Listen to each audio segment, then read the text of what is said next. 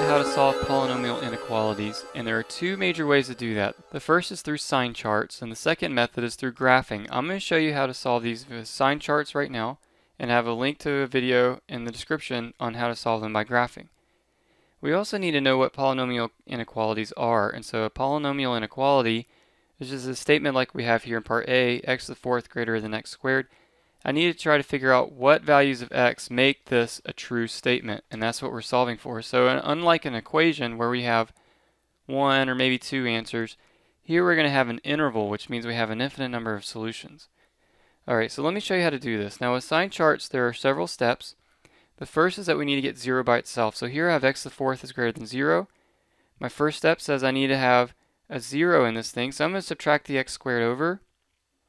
And so I have x to the fourth minus x squared is greater than 0.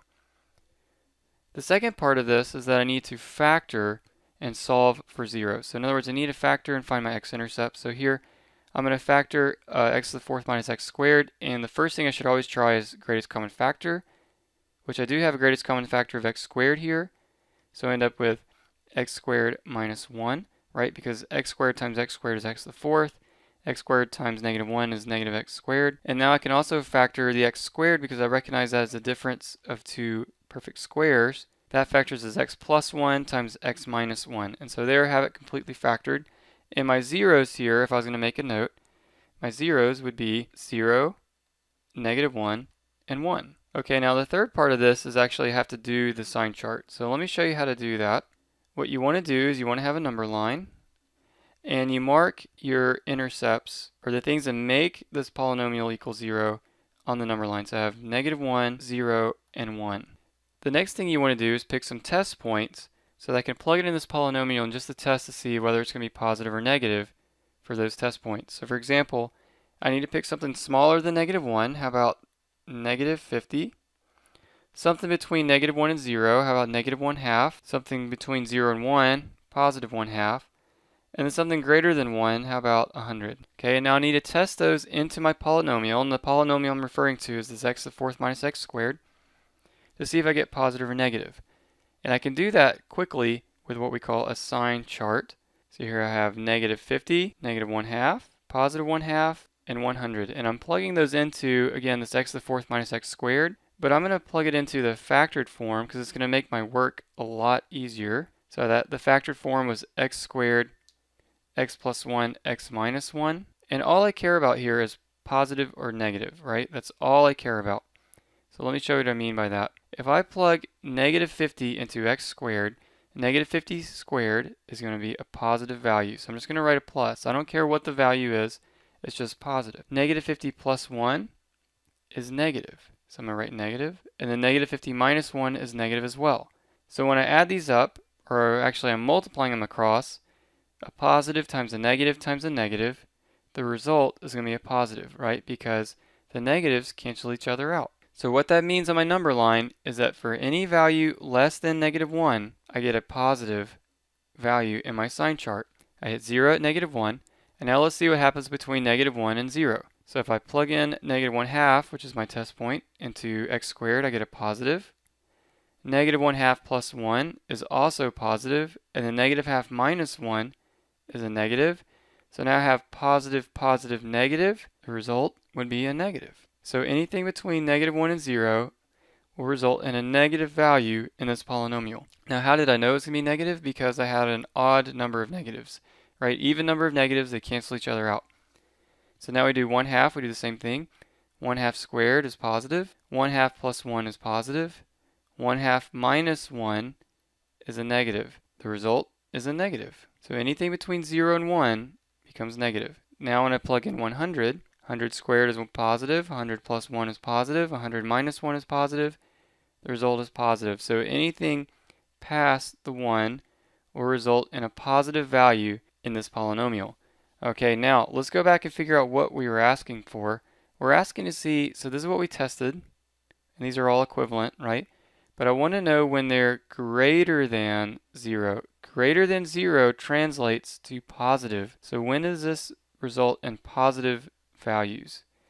And we can see that that's going to happen in here and here. Okay, so as an answer then, for what values of x do I get a positive value in my polynomial, that's going to be anything from negative infinity to negative 1, right, because I got that from right here, and anything from 1 to infinity. And so I put this U symbol, which means the union, to denote that I'm talking about both of these intervals together. Okay, and now your negative 1 and your positive 1 are not included, so make sure this one looks kind of like a bracket. Make sure that they are soft parentheses. The polynomial equals 0 at those places, and we didn't want equals to, we wanted strictly greater than. Alright, so let me show you one more. So this time in part B, we have x squared minus 1, x minus 4 times x plus 5 less than or equal to 0. And I'm thinking now, first I've got to get 0 by itself. We've done that. 2, we need to factor it. We've almost factored it. I just need to factor the x squared minus 1 as x plus 1 times x minus 1. And we have an x minus 4 and an x plus 5, all less than or equal to 0. So I'm trying to make a list of my zeros here. I have negative 1, 1, 4, and negative 5. From there, we're going to do my sign chart. And I have a number line here, and we're going to have a chart down here. And I'm going to mark those places on my axis. So I have negative 5, negative 1, 1, and 4. And those are my intercepts again. And now I need to pick some test points to test. So something less than negative 5. Sometimes I like to pick something kind of ridiculous just to make our work seem more obvious. So here, how about like negative 100? Something between negative 5 and negative 1. How about negative 2? Between negative 1 and 1, how about 0? Something between 1 and 4, we could say 2. And something greater than 4, how about 100? Okay, so I have my test points here, negative 100, negative 2, 0, 2, and 100. And I'm going to plug those in, and it's easiest to use the factored form. X plus 1, x minus 1, x minus 4, and x plus 5. And remember, I only care about positive or negative here, right? That's all I care about. So if I plug in negative 100 plus 1 is negative. Minus 1 is also negative. Minus 4 would be negative, and a negative 100 plus 5 would be negative. So I have 4 negatives. Those multiply together give me a positive. So that means anything less than negative 5 would make this polynomial a positive value. Okay, so now we move on to negative 2. Negative 2 plus 1 is a negative. Negative 2 minus 1 is a negative. Negative 2 minus 4 is a negative. And then negative 2 plus 5 is a positive.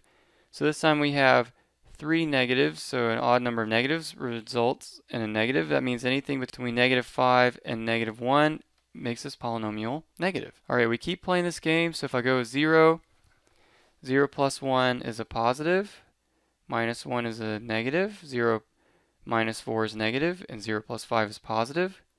So I end up with positive. That means anything between negative 1 and 1 is a positive value.